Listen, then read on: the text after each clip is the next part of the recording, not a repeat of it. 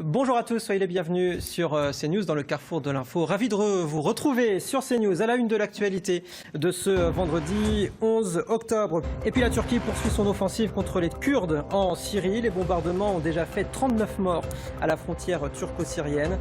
La France appelle Ankara à cesser ses attaques.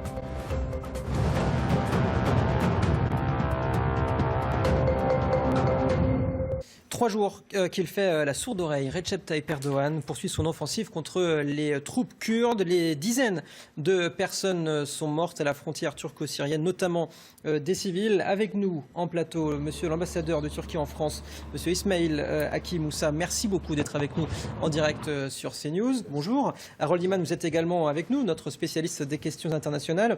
Monsieur l'ambassadeur, première question, pourquoi pouvez-vous nous expliquer cette offensive turque? Cette offensive de notre pays s'explique pour des raisons très simples. D'abord, il s'agit pour nous d'éradiquer ce fléau terroriste à nos frontières.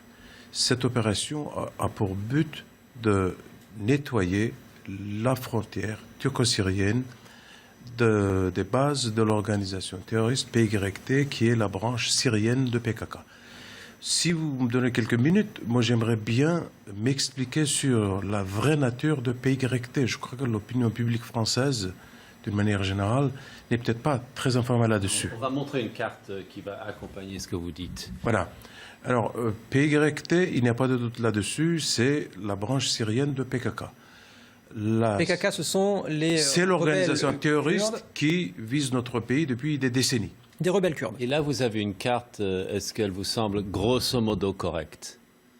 Attendez, la carte, grosso modo correcte, oui. D'accord. Dans la mesure où elle montre les frontières, vous voulez dire, des pays.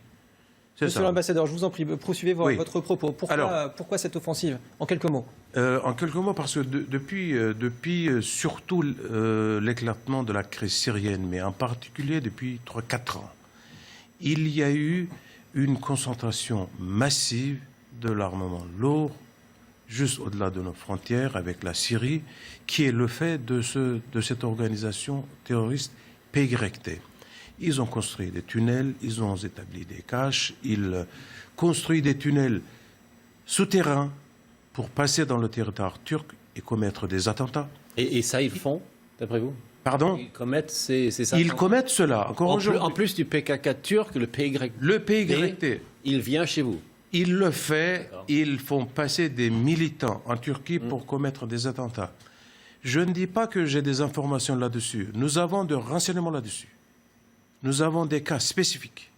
Nos forces de sécurité et nos services ont des informations dignes de foi. Et ça, nous ne pouvons plus. Il n'y a aucun pays au monde qui peut tolérer la présence d'une organisation terroriste telle que PYT. Et sa nature terroriste, chers amis, a été rendue publique par la CIA il y a 2 années de cela. En l'occurrence, le PYD s'est battu contre Daesh en Syrie. S'est battu grâce à l'alliance, à l'amitié que certains de nos amis et alliés ont passé avec cette organisation terroriste. Il faut distinguer les choses. Nous, on fait une distinction claire et nette. Pour nous, PYT, comme le PKK, c'est une organisation terroriste. En aucun cas, une coopération avec cette organisation ne devrait la rendre plus légitime. Mes chers amis, permettez-moi de vous le dire aujourd'hui. Nous avons fait des propositions concrètes à nos amis et à nos alliés, américains, anglais, français ou autres. La proposition était très simple. Il faut combattre Daesh dans le théâtre syrien. Faisons-le avec des forces régulières. Nous n'avons pas été entendus. Nos amis et nos alliés ont préféré une alliance avec une organisation terroriste. Mais cette organisation PYD ne fait pas de terrorisme contre Français, Américains ou autres. Ils sont alliés, eux, à leur niveau. C'est ça que vous voulez dire? Oui. Puisqu'ils ne commettent pas des attentats contre nous, Anglais, Américains, Français, puisqu'ils visent que les Turcs, alors le terme terrorisme à considérer avec relativisme. C'est ça. C'est que Paris... Est-ce bien cela que... Est-ce que j'ai bien compris? Si je rajoute un petit morceau, ça veut dire que pour Paris et Washington, Oui. le PYD est totalement distinct du PKK. C'est notre doctrine occidentale. Ça n'est pas aussi différent que cela dans la doctrine de la CIA, en tout cas, qui est l'organisation la plus à même de se prononcer là-dessus, qu'ils connaissent bien la nature. Il y a des rapports, par exemple, d'une organisation syrienne. Je me permets de faire une parenthèse. Par exemple, l'Organisation internationale de défense des droits de l'homme, Human Rights Watch, aussi, a publié un rapport en 2014. Voilà ce qu'il dit. Cette organisation procède à l'enlèvement, à la détention, à l'exécution des personnes, des femmes, des enfants, et c'est des pratiques à condamner. C'est Human Rights. Donc voilà, le PYD est une organisation vraiment négative. Il n'y a pas à discuter ça avec vous. Enfin, c'est votre position. Alors maintenant, on est dans un problème diplomatique multinational. Tout à fait. Vous êtes entré alors avec une certaine tolérance des Américains qui se rétractent maintenant. Est-ce bien cela?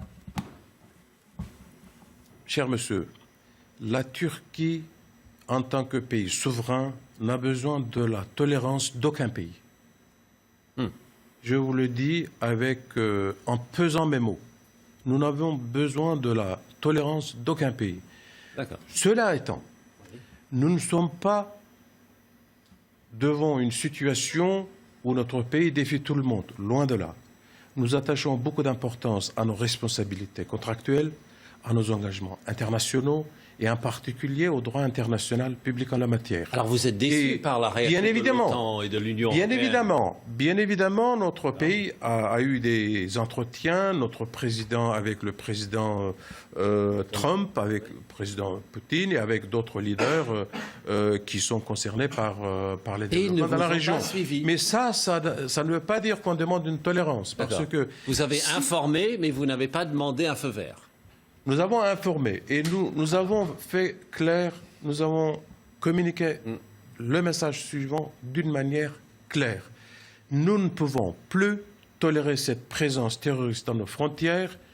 Depuis 2 ans, on a travaillé avec nos amis américains.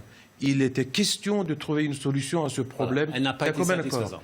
Et nos démarches, prêts à aller dans cette offensive, chers amis, n'ont pas été concluantes. D'accord. C'est bien cela que nous a poussé à prendre l'initiative. J'ai compris. L'offensive a été lancée. Maintenant, la question, c'est de savoir jusqu'où êtes-vous prêt à aller. Il y a déjà un exode de civils. Il y a des civils qui sont morts. Jusqu'où la Turquie est prête à aller dans cette offensive? Oui, et quand on parle d'envoyer de la population là-bas, de quoi on parle? Si vous pouviez répondre aux deux ensemble. Je peux répondre à tout cela aussi, en ce qui concerne le transfert des populations. Jusqu'où? Là aussi, je pèse mes mots, chers amis, jusqu'à ce qu'on en finit avec l'organisation terroriste PYD. Parce que, ça n'est pas parce que certaines chancelleries soutiennent ces organisations terroristes que nous considérerions comme destin le fait de vivre avec ce fléau. Il n'en est plus question. Dorénavant, il y a une donne qui s'impose. Il faut que les gens le comprennent. La Turquie est décidée à en finir avec cette organisation terroriste. Ça veut dire quoi? Ça veut dire une chose très simple. Soit cette organisation, elle se rend aux forces armées turques et ils seront jugés selon la législation en la matière, soit ils seront anéantis purement et simplement. Alors qu'en est-il des combattants prisonniers de Daesh dans les mains des Kurdes désormais? C'est la question qui se pose également. Le versant DH de la question, ça nous préoccupe autant. Je n'ai cessé de le répéter depuis que les médias ont l'amabilité de m'inviter. Nous n'avons jamais opéré de distinction entre le PKK, le PYD et le DH. Vous qui êtes journaliste averti, vous qui suivez l'actualité à la quotidienne, vous savez les efforts déployés par notre pays. Vous savez que nous sommes membres de la coalition internationale contre Daesh. Vous savez que notre pays est le seul pays à mettre les pieds dans le terrain pour combattre le Daesh dans la région de Jarablus, pour en neutraliser 4000. Maintenant, que se passera-t-il? C'est simple. Nous allons continuer à combattre Daesh au même titre que jadis. Donc vous pourriez descendre beaucoup plus au sud. Absolument. Absolument. Nous allons les combattre avec la même détermination à l'avenir. Il y a une autre partie de votre question. Vous avez parlé de Transfert de population. Transfert de la population. L'autre élément qui explique l'opération militaire de notre pays dans cette région est simple. Nous sommes devant un fléau migratoire considérable depuis des années qui pèse sur les seules épaules de notre pays. Nous considérons en tout cas que nous ne sommes pas compris par nos amis, par nos alliés. Il y a aujourd'hui plus de 3 700 000 migrants syriens en Turquie.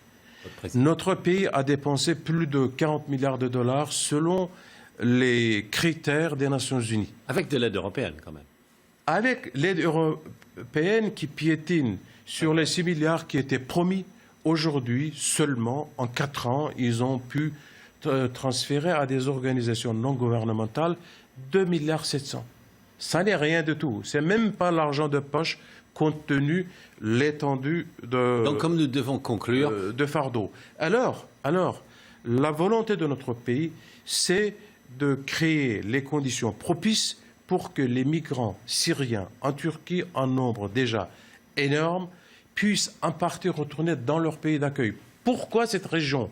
Parce que le PYD dont on parlait tout à l'heure, chers amis, vous savez qu'aujourd'hui, cette organisation terroriste, grâce à la complicité de certains amis, contrôle 27% du territoire syrien. J'ai des cartes, je peux vous les montrer. D'accord, c'est excessif. Dans ces conditions, peut-on parler encore avec l'honnêteté intellectuelle en disant que nous sommes attachés à l'intégrité territoriale de la Syrie?